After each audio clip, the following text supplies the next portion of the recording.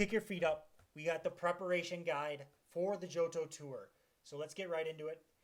Pokemon storage. With a whopping 12 hours of playtime, that is a serious amount of Pokemon to catch. Give your Pokemon storage a huge clear out to be brutal. If you keep a living dex, make sure you only have multiples of the meta relevant Pokemon. Transfer Community Day Shinies to Pokemon Home or to the Professor. You are never going to need 20 plus Shinies of one particular Pokemon unless you have a favorite. It's time to say goodbye to them. If you can, meet up with friends and re-roll trade some of your more rare Pokemon that you have, but you're going to have to be brutal. If you don't have space in your bag maxed out, the morning of Johto Tour is a time to go for it. If you're going to wait, if I'm personally going to be waiting until the morning of the tour to max out my bag space because otherwise I know I'm going to fill it up before then. I just can't be trusted that way. Do you need one of every spin to pattern? Do you need to keep that 93% Fanfy when you have a hundo? Now is the time to get tough on your collection and get transferring. Have you hoarded a whole bunch of legendary Pokemon for traits? Sorry, but it's time to let them go. You don't need 20 of the same legendaries. Keep your best teams of 6 if you must, but make sure you go through them. You'll be surprised how many you have. Ultimately, they'll all be back in raids eventually. One to keep an eye on is also costume Pokemon. If, like me, you are a fan, I was horrified to discover that I have 4 or 5 of the same costume Pokemon for no real reason. Most don't evolve, so unless they have a gender difference, i.e. Pikachu, I cut it down to 1 of each. I also recommend going through your shadow Pokemon and purifying and transferring them. I say purify first because to hit level 50, you need to have a platinum badge. Well, you need to have a lot of platinum badges, and that is a badge that you can work on passively. Mind your Stardust, though. Don't recommend purifying 5,000 Stardust Pokemon or no more. Please go check out my channels. I have a video on the discount dust shadow Pokemon you can evolve to work your way towards that platinum medal. Next up, we have item prep. Balls, balls, balls. That is all you need to take care of this week and the next. Potions revive, soon filling up when raiding, so keep them at a minimum. Keep your berries in check. Focus on your balls. If your ball space is always about full, check why. Have you been raiding a lot lately? You'd be surprised how quickly rare candy can fill up your bag, so get it invested in legendaries and other Pokemon. We also have the Pokeball Pep Rally event, which we've already gone over, taking place February 18th, that's today, until the 25th. So please, go fill up your bag. You need to be ready. Clear out your evolution stones, but you might want to keep a couple. You're going to need sunstones for Sunflora Blossom, a dragon scale for Kingdra, 2 King Rocks for Politoed Slowking, and an upgrade for Porygon 2.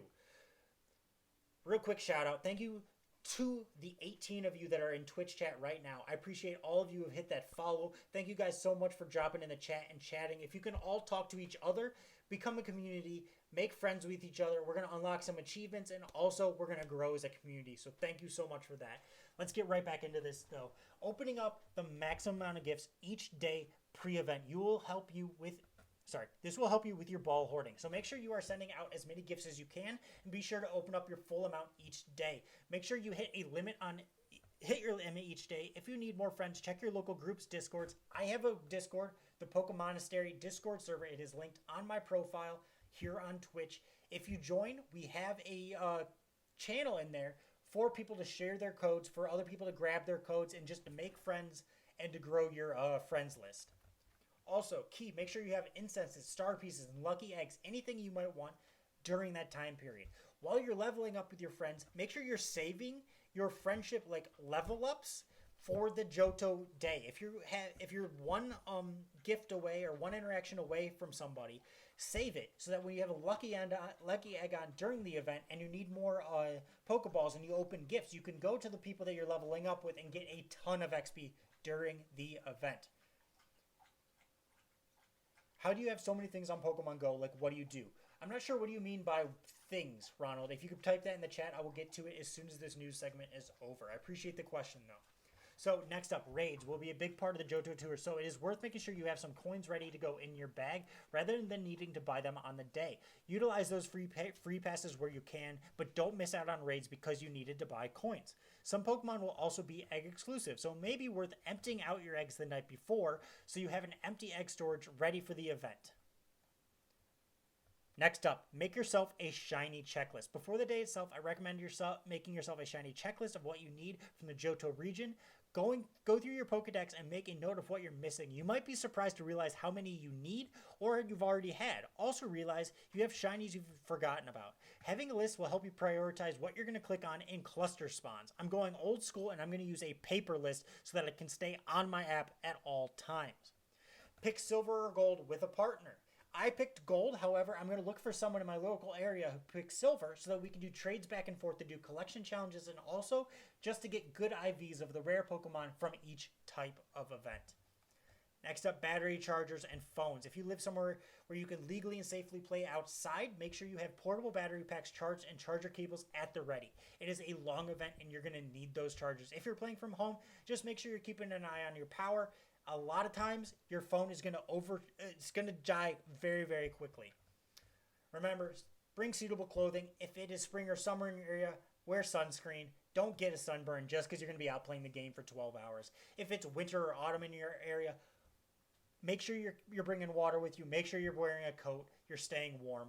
And also, check your local guidelines for COVID. You don't want to be going out there and getting other people sick, getting yourself sick. You want to be safe.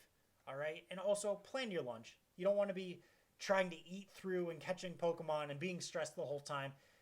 Plan your walking route. Stop somewhere along the route to eat. And just make the whole day a very fun, casual experience.